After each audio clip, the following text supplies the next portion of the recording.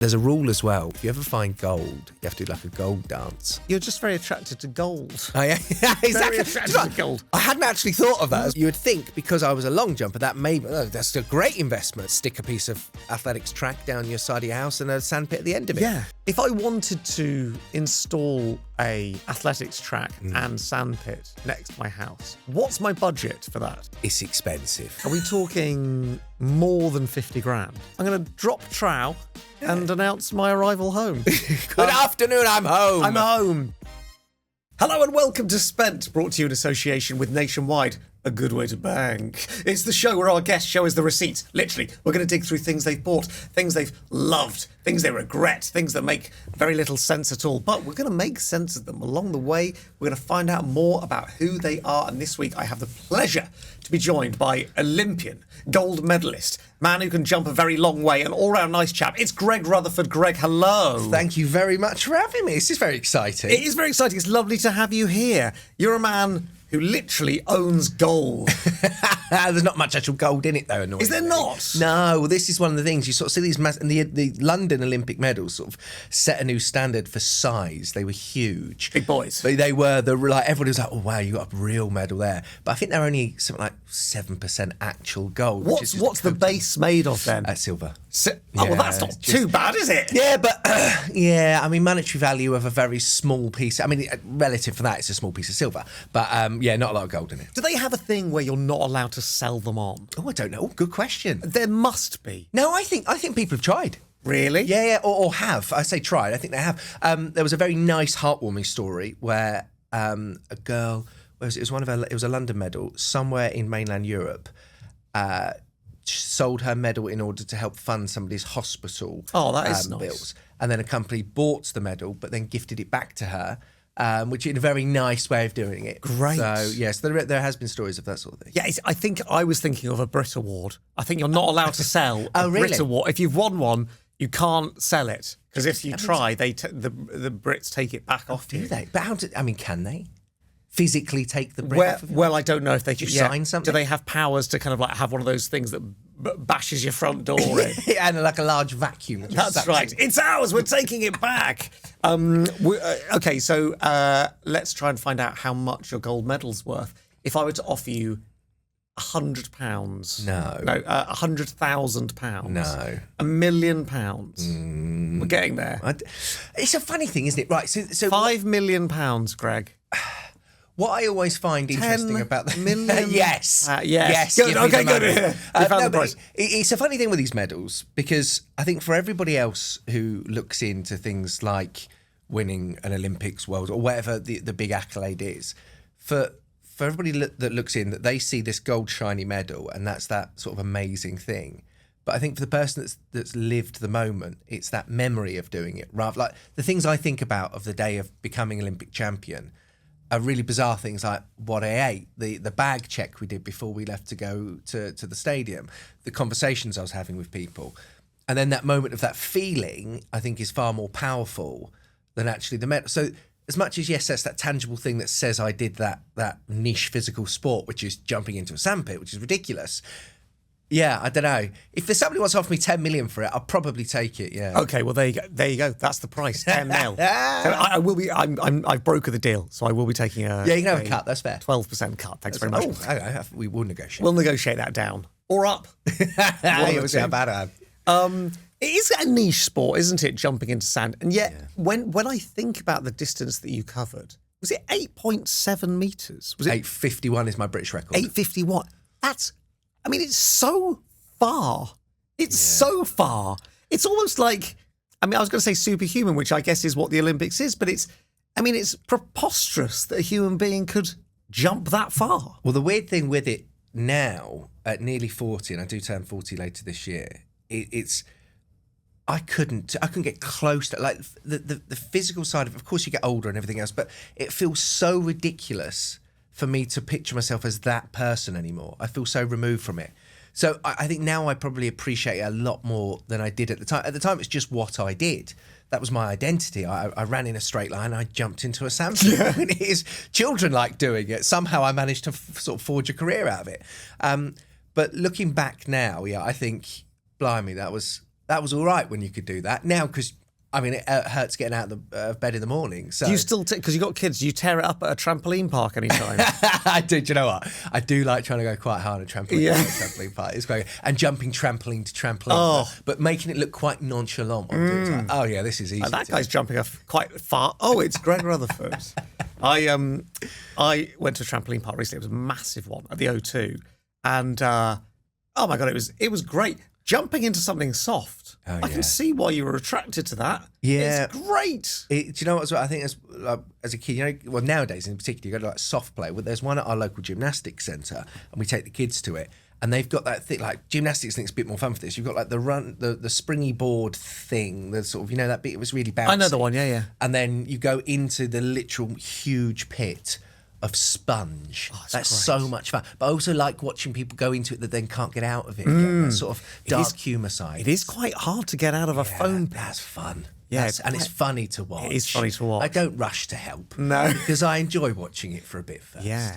I wonder if they've switched the long jump from sand to foam pit, I wonder if you would have been able to jump further. Because with sand, my guess is, A, you're going to find it in cracks and crevices for days. I think I slam now. When I go on holiday, if I spend any time on the beach, literally like a month later, I'm like, I've just found a bit of sand in my teeth. Yes. Or in a you know, a fold of body fat. You're like, what's it doing there? How long's it been there? I mean, I literally, I think I can carbon date the sand that's still on my body. Really? Wow. Like, it does get, when you say into every crevice and hole. Yeah. Yes, you are often soaking in a bath for a while to get rid of it. Are you getting like carpet burn when you land? Some, yeah. No, in all seriousness, there's so parts of Spain in particular. Some of the sand in China was quite rough and abrasive, shall we say? Yeah. But I remember, and I'm really lucky. I get to reel off all these incredible countries that I got to go and visit and can generally compete in. So I didn't get to probably experience the cultural side of it as much as I would have liked. I trained in Cuba for a while, and while I was training there, it wasn't like I was staying in a nice hotel or anything else. We stayed as the locals did, and Castro was still in power at that point, and you had this situation where we stayed in like a room with, you know, there's 1920s beds, you know, like they just have springs that run across, and you go in and it just like basically hit the floor. Sinks in, yeah. You see like a Bugs Bunny show or something like that. We were sleeping on those, and I mean, it was really, really rough. And we trained at the local athletics track. And when you say like, I mean, this track would have probably been 50 years old. There was holes all over the place. It was really, really rough and rugged. And I loved that side of it. But the sand had basically turned to concrete. So much so, doing a jumping workout, I ended up twisting my ankle in the sand because it was so compacted. Even though we'd tried raking it and everything else, I ended up having to have surgery because the injury to the ankle was so bad that I ended up having to have a surgery because of it. So yeah, certain They sand. should move to foam. They should move to foam. Do you know what? There's something in it. Also, whoever decided that was the best place to train, I think they maybe need to reconsider their sort of logistical career options. Yeah, no comment on the people that made that decision. Like we've got an athlete. Give him a bed that won't support him and send him to a track with holes and concrete sand. Well, we used to have a very old-fashioned way of approaching it in the UK. And we are looking. This is 2006, I think it would have 20 years ago, where it was a lot more about character building, and if you work harder than everybody else, you'll be better than everybody else. I think we've now realised through science and just having a brain that that's not how things work. No. But back then, it was kill a body and then they'll get stronger. In my case, no. Well, listen, we've got the price, 10 mil. You can have the medal. You'll never take the memories. All right, you'll never take those. We should talk about the money that you currently have and how you're spending it. So the first thing I want to know from you is the last thing that you bought. Yes. Well, very good. I've literally, this is yesterday, and I've got I wanted to show you this because I wasn't actually happy when it happened because it hurt. But can you see the line that's running through my thumb? Yes, I can. It looks like you've sliced it. What are we talking paper cut or something more serious? No, so it's slightly more serious. This is the second time this has happened now. The first time was pretty grim. I don't know if the scar's still there. No, it's come out. I had to get a nurse friend to come over and extract said splinter. That we are referring to splinters from it's wood. A splinter. So I had a large splinter shoot into my thumb yesterday while moving a piece of wood because I was buying some wood. So I've been sort of renovating. I want to say not renovating. I've been redoing my children's bedrooms, and I'm currently doing my middle son's at the moment. I'm creating him like a really high bed, redoing the whole thing. I'm doing this really cool ceiling, which I saw on Instagram and TikTok, which is like LED lights, and then you put like foam over the top of it, and it creates like cloud. Looks like a lightning thing for it. So there's like a lot going on in there. So yesterday, Are you doing this all yourself? I do it all myself. Are you quite handy then? Relatively. I sort of grew up around it. So like, Dad is a carpenter, builder and stuff. So I was around it a lot. So amazing. I have an idea, and I love doing it. I really enjoy. It's like one of the things I thoroughly enjoy is building things, especially out of wood. Like there's something about it. I think if I wasn't an athlete, I probably would have tried to become a carpenter or something like that. Do you get into kind of a flow state with it? Yeah, I do. Yeah, I genuinely really enjoy it. There's something about, and it's like the maths behind it as well, because maths is my one thing. I have no ability with words at all, as probably everybody can tell. And spelling, that was always what I struggled with at school, but maths was where I felt quite comfortable. So the idea of working out calculations of angles and measurements, etc., I love all of that. Oh, see, I'm the exact opposite. I think that's what puts me off. Oh, really? The idea of like, what, I have to measure this thing. Even hanging a picture, I'm like, you need me to find out the middle of the frame? How? But how? There are some good hacks for those sorts of things. But have you seen the one where if you put put a screw into the wall, and then if you put a fork over the screw, yes, and then run that down, that's a great hack of doing and that. Do you know what? I hung a picture the other day, and I used one that I saw on TikTok. A bit of tape on the back. Yes. And you mark where the things are, Absolutely. and then you stick that to the wall and then drill into it. Genius, isn't it? The problem then came that I didn't have the right drill bit, and so the what they call the raw plugs, just they were like really baggy in there. You need like was it going into masonry or was it going into something else? It was going into masonry. Right, That's yeah. bricks, right? Masonry drill It was bit, bricks, yeah. No, that's a shame. So it was wood. So sorry, we digress. I'm talking just general DIY. I was buying a load of some ply sheets, and then some CLS, and there was a dirty grate splinter that I hadn't noticed. I'd taken my daughter Daphne with me as well, and she had the great time, like all of the equipment and everything else, the wood, and she just thought it was fantastic. But as I was moving one of the pieces, this massive splinter shot up my thumb. And then it was one of those where my thumb gripped it, so I had to like really try and pull it out. But I had something very similar into the palm of my hand, which went with no lie about 1.5 inches into the pad deep. And I actually, for the first time ever in my life, and I've had surgeries, had everything else, was moving this large sheet of wood, had this huge splinter hanging out my hand, and I felt queasy, felt really queasy, faint. And I couldn't get it out. It locked, it'd gone in, and the muscle, and everything else had spasmed around it, and it wouldn't move. Oh no! And I had to get my nurse friend to come in. She had to cut open my hand a little because I couldn't bother to go to hospital. It's just a faff, isn't it? Yeah. I'm one of those that unless it's like hanging off, I won't. I'll deal with it myself. You'll figure it out. I'll put sellotape round it. Yeah. So it'll be all right. And then she had to come in, though, cut my hand a little bit, and then extract this dirty great splinter, which I then wanted to frame and put on the wall. Susie, my other half, threw it away. What? The blood-covered splinter. Oh, what? I thought it was a big old bit of wood, so I thought I'd show off to everyone. I think she probably knew your intention and didn't want that in the house forever. Probably knew as well, typical with me, I'd have that idea, it would sit on the side for years, and then I would then lose it and say, I should have put that in the frame. So, yeah. Or worse, as you're doing the framing, you get another splinter from the frame. Could you imagine? And then you're just in a perpetual loop of framing the latest splinter. Yeah, that'd be great, though. That would be good, yeah. Not for me. I think I'll probably have a few infections and bit illness, but be interesting. Just the different... Imagine that, like a wall of splinters. Anyway, sorry. So, there's the medal. But let me show you what I'm most proud of. The medal doesn't see the light of day. Really? Yeah, so if anyone does want it for 10 million, that's probably enough reason we'll get rid of it, yeah. If you came into my house... You would no, it's a lie. There's one thing that would make you realise that maybe I did something sporty once. Was it a litter tray with 2 footprints? Yes, exactly. I just jump into it every day. Yeah, just like see, I still got it. No, it sounds like a massive brag, so I'm not going to say what it is. But the medals, that sort of stuff, they're not on show. Well, I now need to know what the thing is. We will accept that you were trying to be humble. Okay. I am now asking what that thing is. Okay. Cardboard cutout. Statue. No. Statue. Yeah. Is it a statue? So I have that's right. So I have a large statue in Milton Keynes. Fantastic. And I have a mini version of it, and I put it on. Susie hates it, as my fat Susie.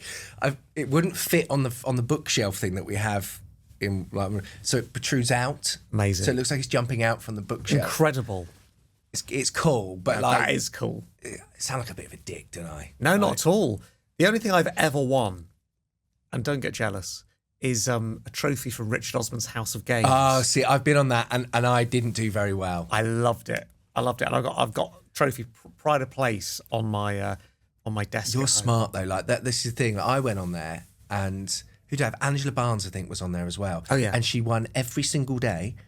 Answered literally that the question hadn't been finished, and she was like, "Tick, done every time." And we just sat. The rest of us sat like, "What is the point of us being here?" I had a nemesis when I did it. There's a guy called Andy Hamilton. He's a comedy writer. Yeah. Writes on like, "Have I got news for you?" He wrote Outnumbered. He'd be clever as well. Very clever. So smart. Yeah. And you start the week where you're like, "Oh, we're just having fun," and then I got a few points, and then he got a few points, and it was like a real tussle. I've never had someone that's like, "You're my direct competitor," before. And it came down to the last episode, and I won by like a point. Oh, that's your Olympic final. Oh my God, it was amazing. And what a feeling. What a feeling. Do you know what? I wouldn't sell that trophy for 10 mil. Would you not? No. Can't take that away from me. It's the memories though. It's all I've got. I feel like if somebody put 10 million in front of you. I'd probably do it for about 10 quid. My wife would do it for like 10p. Yeah, exactly. Just please take get rid of this monstrosity from the house. Okay, so the last thing he bought was a piece of wood. Yeah, and some LED lights as well. Oh, great. For the ceiling. And for the clouds, what are you using? Is it literally like just... It's like pillow filler. Oh my God. What's it called? Can't think of the name of what it's fluffy stuff that you find in your pillows. Yeah, fluffy stuff. Fluffy stuff. The brand is fluffy stuff. If there isn't a brand called that, then we should start that. Yeah, absolutely. That's such a cool idea that you're doing that. Your kid's gonna love it. I hope so as well. So this is for Rex, my middle son. He's autistic, so his sensory stuff is quite important with him as well. And the idea is that seeing all of this, I've built him a raised bed, not like to plant him in. Yeah. An actual bed that's off of the floor. And we're going to put like a little beanbag sofa under it with a TV because he likes gaming and stuff as well. And I'm building him a desk where he's obsessed now at the moment with the idea of having a keyboard and mouse. That's what he refers to it as a PC. So it's a PC. So I'm building him this desk as well in the corner behind the bed. So I'm doing all of it from scratch. I mean, literally, there's pieces of wood, and I'm turning them into a bed. And how satisfying! Oh, it is. No, and like the frame, the most of the bed is built now, and I've really enjoyed the process as well. Like, and it's how coming long is together. it taking you? Well, I mean, Susie will tell you it's taken a very, very long time. But I've been so painfully busy at the moment, which is amazing to be busy. But I've been home rarely. So I'm just fitting it in here and there. So it's taken a lot longer than I said it would. I reckon I said I'd get it done in a week, and then I've not had a week. So I reckon I've spent 3 days on it so far, and I would go with we're halfway there. So halfway. Then your estimation. You didn't say what. You said a week.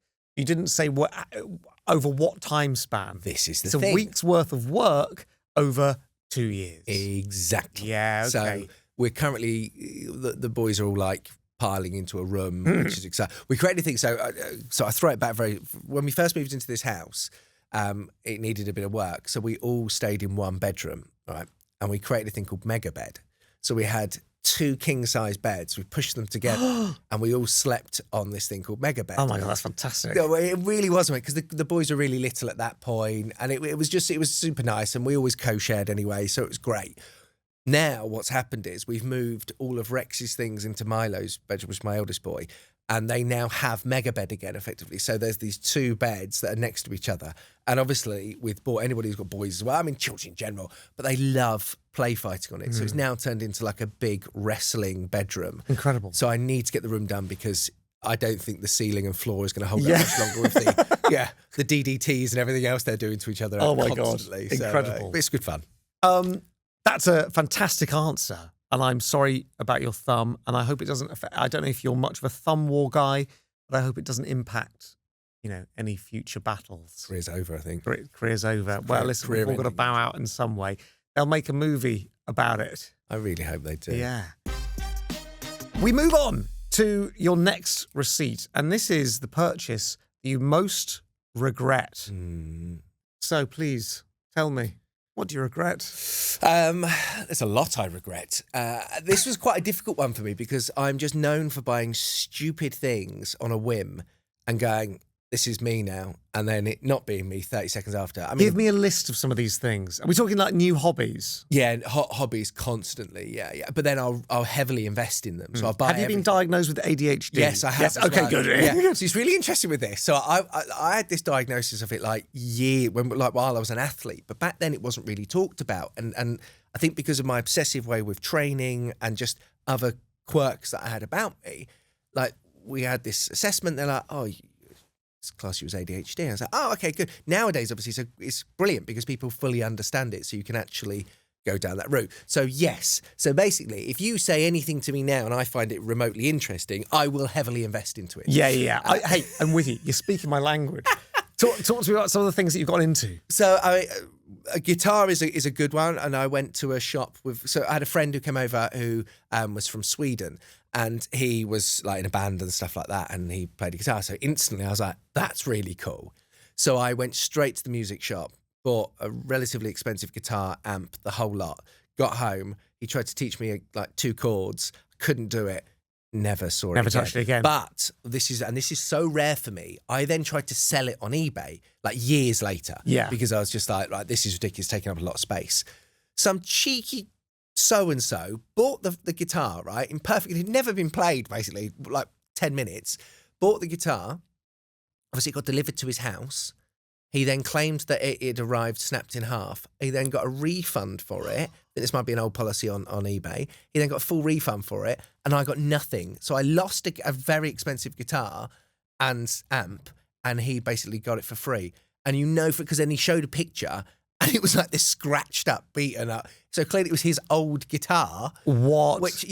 I couldn't believe it. So I lost out on that. That was a double loss for me. That's a real shame. That wasn't great. I once created a clothing brand because I'd had a falling out with my clothing sponsor at the time while I was still an athlete.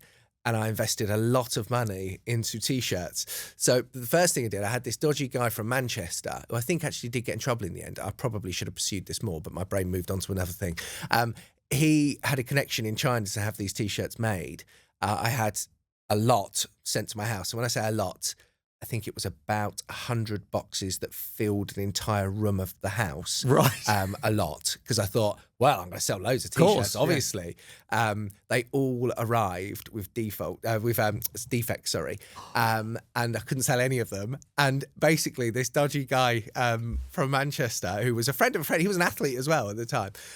He basically was like, washed his hands, and the whole thing was like, you didn't specify the quality you wanted them in. I was like, you cannot say that's how you get away with this, because I didn't specify that I wanted them to be wearable, that you can say that. So I lost a load of money on that as well. Oh, no. So what happened to the 100 boxes? So they spent, again, so this would be 2013, I would say they lived in a storage unit for 3 or 4 years, just untouched.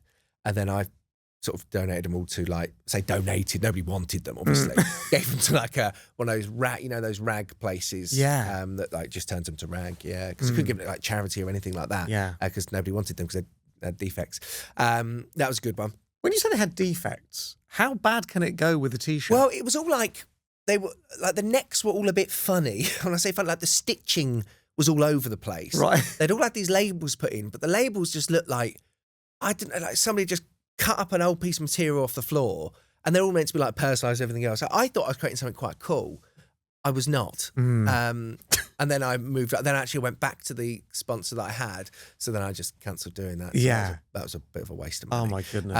Warhammer. Now, this is something that I dabbled with it as a kid. But typical with me, I was like, right, I'm going to go back in. That's going to be like my zen. I'm going to paint again. And that's going to be, I'm going to do that, and that'll be fine. So then I invested in like loads of it, and then never opened it. Didn't paint it. No, I didn't paint it. But you've still got that. That's there. That's not. Well, yeah. Then I've got a mate at the moment, Andy, who sort of likes it a little bit as well. He's very late to the hobby. I was a child when I got very late, and he's taken quite a bit of it just for himself. Yeah. No payment in return. No payment in return. I don't think he's painted it either. So it's just these poor pieces of plastic are just bouncing around different homes, unopened, unpainted, in a sad sad way. I'm a bit geeky, as you're probably getting an idea. But the first couple of times that I decided that I was going to be a metal detectorist, I would buy a metal detector and they would hang on a wall for a long time, like a very sad piece of cobweb covered art, and never use. So I did that quite a few times. So hang on, you've on multiple occasions gone, that's what I'm going to do, and bought the gear. And then not done it. And then got rid of it, and then but bought now it again I do later. it. Now I do it a lot. Now you do it a lot, okay. But then I did that classic thing is where my brain works. Like, I didn't want to go full in and buy like a really expensive machine. But then, so then I'd buy like a mid-range one, if not lower mid-range. But then that would annoy me because it wasn't quite good enough, really. But I was like, yeah, but I probably shouldn't invest in a... And then I'd spend 6 months deciding on which one to get and changing the parameters and whatever. Then I'd get it, and then I'd be disappointed, and then I wouldn't do it. The one I've got now that I'm quite happy with. What's the best thing you found? I've got some great... I've got pictures and pictures. So I love hammered coins. So I've got this absolutely stunning Edward III hammered coin, which is such beautiful condition. And it was the first ever hammered coin I found as well, actually. And to look at it, what I always find fascinating about coins in particular and coinage is that historically that was the only way a person working the fields or whatever they were doing would ever see an image of the king or their monarch. And I love that concept of, because you would never see them obviously in public. You would never see a paint. Often people don't see painting, especially if you worked in the field. And you look at this piece of history, it's 700 years old, and you know probably the last person to look at it looked at that coin, and that's how they imagined their monarch at the time to look.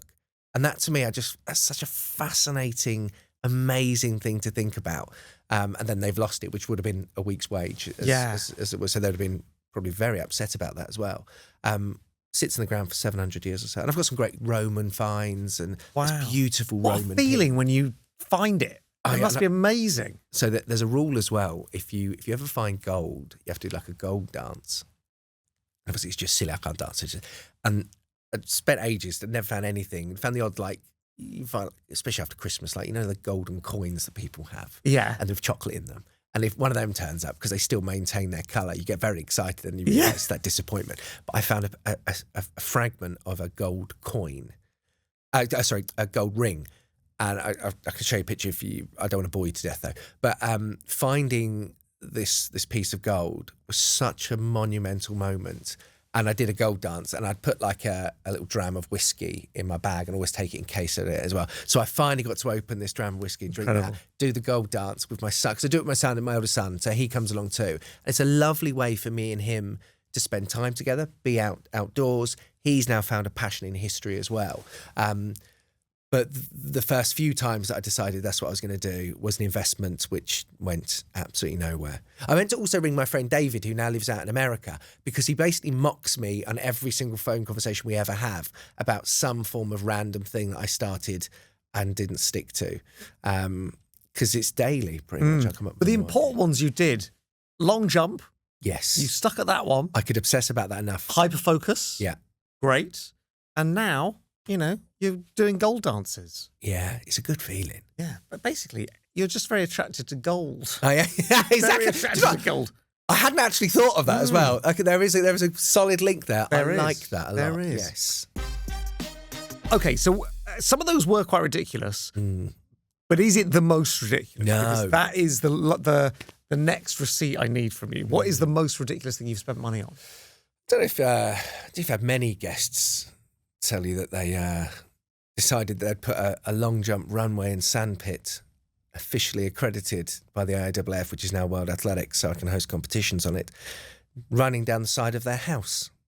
I invested quite a lot of money in this. Now, you would think because I was a long jumper, that's a great investment. Like, why wouldn't you do that? Of course. I mean, if you can, stick a piece of athletics track down your side of your house and a sandpit at the end of it. Yeah. I lived predominantly in America at the time as well, so I never used it. So basically, I had this bit of like scrubby bit next to the side of the house of like just plants, bushes and whatever else. Get rid of them, stick in the track, got professional companies come and do it, get it properly accredited, everything else. So it means that it's official. And then I reckon I trained in it during my career less than 10 times. the rest of the time, is it just like a communal litter tray for stray cats? Yes, so foxes as well. Foxes. So I live in the countryside. I do also own cats, which was great for keeping down the pests in and around the countryside. But also, I mean, they get the squirrels and rabbits as well. These cats are brutal. Yeah. Like, I've realised this now. I'm more of a dog person. Got these cats to get rid of the mice and whatever else. They kill a lot of things. Yeah. Anyway, you got the dogs to get rid of the cats. there we are. Yeah. But then the dogs are just lazy and a bit thick, Yeah. so they don't really care. But yeah, so so I have a long jump runway and sandpit next to my house. Wow. Is it still there? Yeah, it's still there. It's a bit dirty now. Yeah. And I've put a trampoline for the kids on top of the sandpit because I also thought if they came off, I mean, it's bigger than the sandpit, but sort of there's enough space on one end that if they came off. It does have a cover on the sand, but if you leave the cover off for about 30 seconds, a cat will poo in it. Yeah.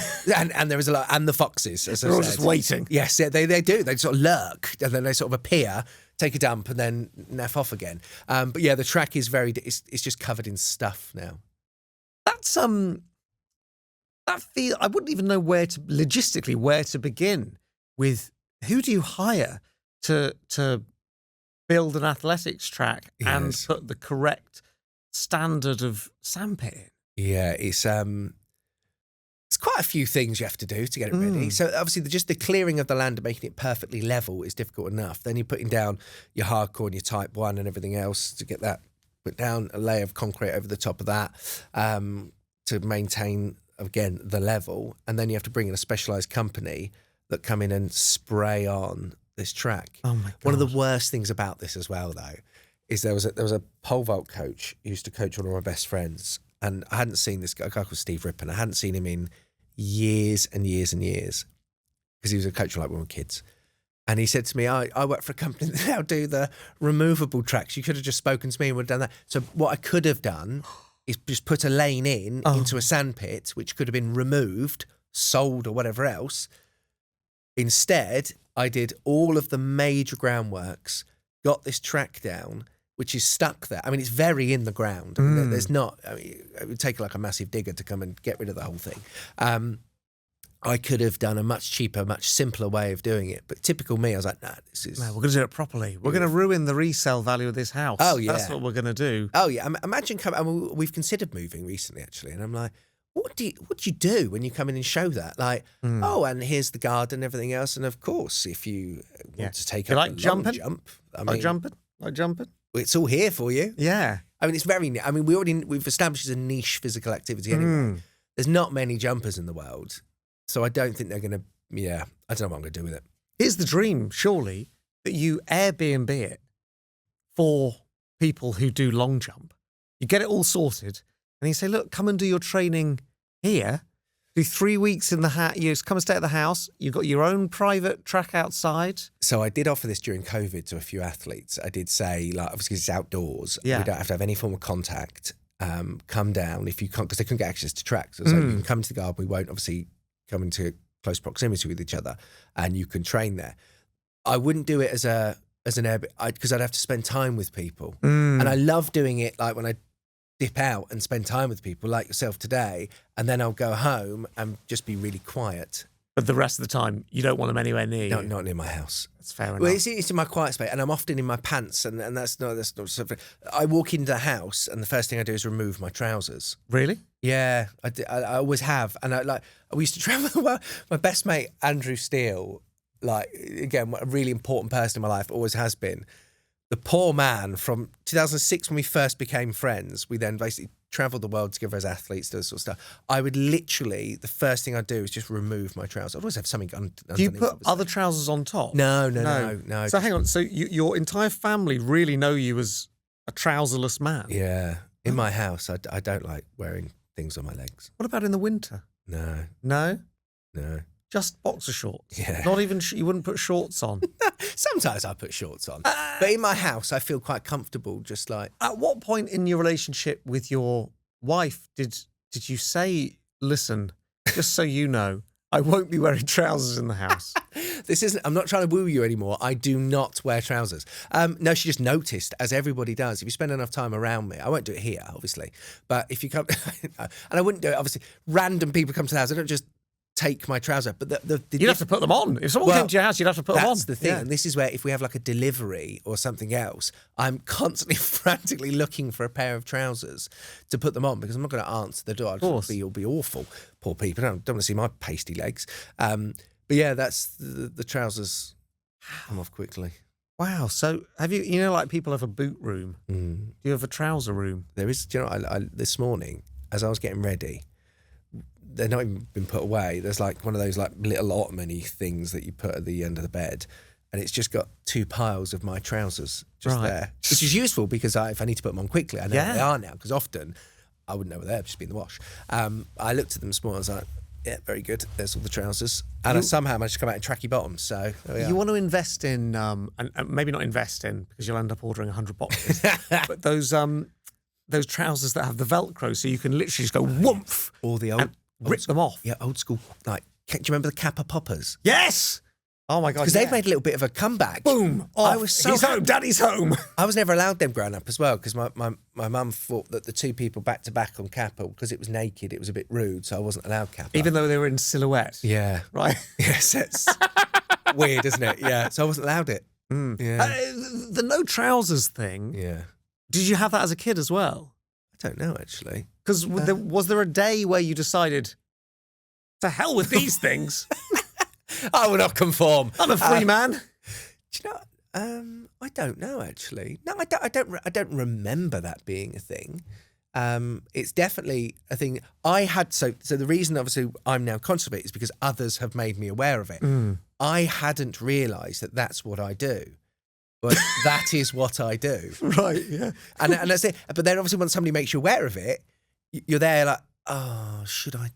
Yeah, I mean, I'm in the comfort of my own home. I do. Yeah, do whatever you want in there. Traveling, if I'd have like a hotel room or an Airbnb or something like that, and then my friends and fellow athletes were staying in the same house, I just wouldn't have trousers on. Right. But there's nothing to see. I mean, bar my legs. Yeah, it's good to have a gimmick. Yeah, exactly. It's a talking point. It's memorable. Yeah. Very memorable. Wow. Okay, I might try it today. You know. Do you know what? When I get home, they're a nice pair of trousers. I'm going to drop trow and announce my arrival home.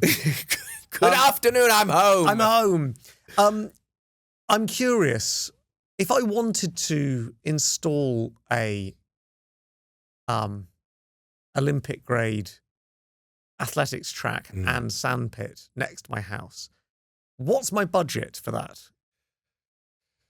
It's not cheap. Well, define not cheap. Well, when I started this project, I think we just had our first child. Now 3 children deep, wouldn't even consider it. I mean, it's expensive. Are we talking more than 50 grand? I would say, no, I think it's less. It does come in less. I was trying to think about this because I was trying to pull up the old invoices because I had them on email somewhere, but I couldn't find them because I think it's a long time, 10 plus years. It's a lot of money though. It's silly. And it was when like I was in a very successful period of my career as well. And I thought it was an investment. So my thought process behind it was, right, don't worry about the mortgage. I'll buy a runway and a pit because that'll be useful because it'll make me a better athlete, which means I'll have a better career. Exactly, yeah. And then spend money to make money, right? Or not in my case, because my career ended not long after that due to an injury, and that was that. It's a lot of money. It is, and it's a silly amount of money. It's so specialist as well. But I genuinely like what I always sort of say to athletes when they're coming through is that you don't, especially when you come through, you make very little at all from the sport. Yeah, sadly, within the world of Olympic sports, for anybody to actually do well from it, you have to win basically, and it's so rare; it doesn't really happen. So I was constantly investing into my own career. So I remember 2011 was a prime example. We were flying back to America for a training camp. And whereas everybody else was sort of not caring about just sitting on a plane, then you'd spend 3 days after being compressed on a plane for 12 hours trying to get back in. I was like, right now I'm going to spend money that really I don't have. I'd shove it in a credit card to upgrade my flight. So I knew once I got that, I was in better shape. And that I did that from 2010 or 11. Then into 2012 when we went back to America again, I then paid for first class travel on an airplane to LA. And Katy Perry, funny enough, was in the seat behind me. No. Unbelievably, yes. Yeah. And I, in my head, I was like, can you take a snap? I was like, you're in first class. It's not really everybody else there would look quite posh. And I was there in like trackies. He was there in just his pants. Yeah. I was, exactly. He's We'd made been it comfortable. home. We'd been comfortable by that point. We'd been in 2 hours into the flight. The trousers came off. But I remember being an investor. Everybody's going like, you're mad. And I was like, no, because for me, it means I'll train better when I get there, which means I will become better, which then means I'll become Olympic champion, because I'd already told everybody I was going to become Olympic champion. I'd like manifested it so much. So I would invest money in my career. And I say to young athletes, like, that's something you need to be prepared to do, because if you want to succeed, again, if it means going to see a physio and you have to spend a bit of money, if it means your coach coming, obviously if it's there, of course, I don't mean like put yourself into massive debt. A lot won't do it, and then they wonder why even if they got money, they wonder why the outcome isn't as successful. So I was constantly doing that, and that's how I saw the track, and I obsessed with it. I saw the track as like a key feature for the rest of my career, and in actual fact, it was a complete waste of money. I like that mentality, though. It's good. There's a lot of lessons in there, I think. Yeah, look, I think if you want to be great at something, I think that the fact that I can hyper-focus on certain things is really useful. The only thing I've ever found that I can be good at is jumping into a sandpit, which when you're nearly 40 is no use to you anymore. But it was, everything in my life was about making that as good as it possibly could be. And that involved buying a stupid track as well. I love it. We're going to test your knowledge of how much things cost in a quick game called Boom or Bust. Going to see if you really know the value of what you buy. I am going to give you 2 things, and you have to tell me which one is more expensive. It's against the clock. Oh, okay, right, fine. So I'm locked trust your gut. Let's go. Is it a pint of milk or a loaf of sliced bread? All really good. I'm going to go with loaf of bread at the moment. That is correct, yes. Is it a medium latte or a pint of Guinness? Oh, they're both going to be really close.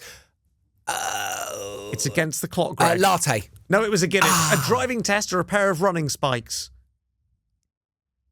Oh, depends on the spikes. So hang on, that's really difficult because I know there's different. I'm going to go with spikes because some are like 300 quid. Do you know what? I've said driving test on here, but we can debate it later. Average annual electricity bill or average annual water bill? Oh, that's so close. I'm going to go with electricity. Correct. A year of family groceries or an elite pole vaulting pole? Carbon or elite. Fiberglass. Elite. Fiberglass. They're both elite.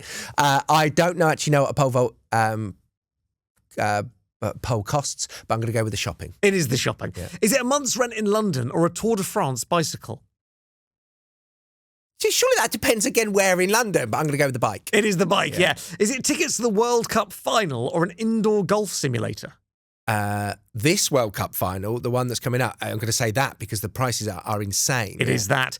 An Olympic gold medal or a wedding ring? I mean, come on. Obviously, the Olympic gold medal. Of it, 10 mil minimum. A Formula One car or Kim Kardashian's private jet? Oh, that's a good question. I'd love to say the Formula One car, but I feel like if it's Kim Kardashian's, it's going to be insane. So we're going to go with Kim Kardashian's. That is correct. Hey! The last one is a Super Bowl advert or Mark Zuckerberg's yacht. Again, mega, but he's going to have a mega yacht, surely. I'm going to say the yacht. It's actually the advert. No! We move to your final spend. Nationwide very kindly gave you 25 quid to spend on anything you wanted, but it had to be something that you hadn't bought before. Yeah. I'm intrigued. What did you go for? Do you want to say it? Well, no. I've asked you the question. Well, I will refer to it in its sort of lessened name, which is just boiled egg top remover. Mm-hmm. The actual word has about 25 letters in it, is incredibly German, and I can't say it. They've put it on my screen here. Shall I try it? Yeah, but this is partly why I do apologise in advance. When I got tasked with this, I was like, what can I give you which is genuinely I do want to own, but also probably the most ridiculous word you'll ever say in your life. Okay. Is it an Eierschalen Sollbruchstellen Versace? Yes. Yes. It is that. That's the one. It rolls off the tongue. It does. And it's just really quick to say. Yeah. It's nice. Let that be the last time I say it. so hang on. How did you describe it in its non-German term? Yeah, it's the boiled egg top remover. Tell me more. So basically, the idea is that you obviously have a boiled egg, and I think a lot of people find boiled eggs getting it off the top, especially if you want to dunk a soldier in there. Sometimes the egg sticks to the shell. Oh, yeah, you get some crackage around the top. Yeah. It's a shell getting there and getting your teeth. It's not pleasant at times. So the idea of this is that you put it on top of the egg, you drop the sort of weighted part, and it cracks the egg perfectly round the sort of cylindrical look of the. Would it be like a hat? Like an egg hat. I've got one. You've got one here. Ah, fantastic. Yeah, there's one knocking about. I have. Hey, hold on. Oh, there's some eggs. I have the eggs. The prop's gone. Oh, no, stand. There it is. It's here. So you got the ones where you drop the weight and it. And one where you go. And that's the. that's I'd say satisfying. that's the clickety one. Would you like to do the honours? Should we try? I've still never done it. I've watched. I've seen lots of people do it. I feel like we need an egg cup here, but maybe I'll be a human egg cup. Okay. It's about all I'm good for. There you go. Hang on, I'll come round. Shall I? I'm right to move the mic. Yeah, of course. All right, okay, move the mic. Well, let's let nothing stand in the way of this. Absolutely, this is a big moment. So you're going to sheath the egg. Okay, here we go. It's going on top, and bang. Do it first. Oh, almost. I think it might need another go. I'd say go higher. Yeah. Oh my God, it's done it. Oh my. Oh, look at that. That's fantastic, isn't it? That is fantastic. And the thing, so me and my daughter Daphne do a thing called Eggies, where we make eggs together, and we just turned it into like an Instagram like series thing. And I saw one of these, and I was like, we have to do this together. So I am going to buy one. That is that's now a very satisfying object. Yeah. That's like a piece of art. I feel like you should have this. No. You can amaze your daughters with it. No. That's yours. You take that. But it's something that I just thought It's done so it much so fun. cleanly. Who thought of this idea? It's The Germans. The Germans. They're so clever, aren't they? Now that is great engineering. And finally they've applied it to something useful. I'm genuinely impressed by that. I think that might be the best thing anyone's bought. Oh, apart from Big Mouth Billy Bass. Please take your Eierschalen Salzbruchstellen Versace and pop it onto the shelf. It's so much easier just say an egg cracker, isn't it? Yeah. We'll go. That's it. An egg Which cracker. shelf would you like? The one directly behind you? Yeah, go on. Why not? There's space up there, I reckon. And there it goes. Oh, wonderful. It really is. One invention. Thanks for introducing that to me as a concept. I didn't know those existed. I nearly fell over then. Are you okay? Don't get another injury.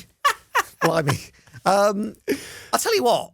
That was a joy. I feel like I'm going to go and buy one of those immediately. Me too. That brings us to the end of this episode of Spent, brought to you in association with Nationwide, a good way to bank. Greg, thank you. My pleasure. Thank you for having me. So good. A joy chatting to you. Thank you for sharing your receipts as well. Some lovely stories and something that's literally exciting with us.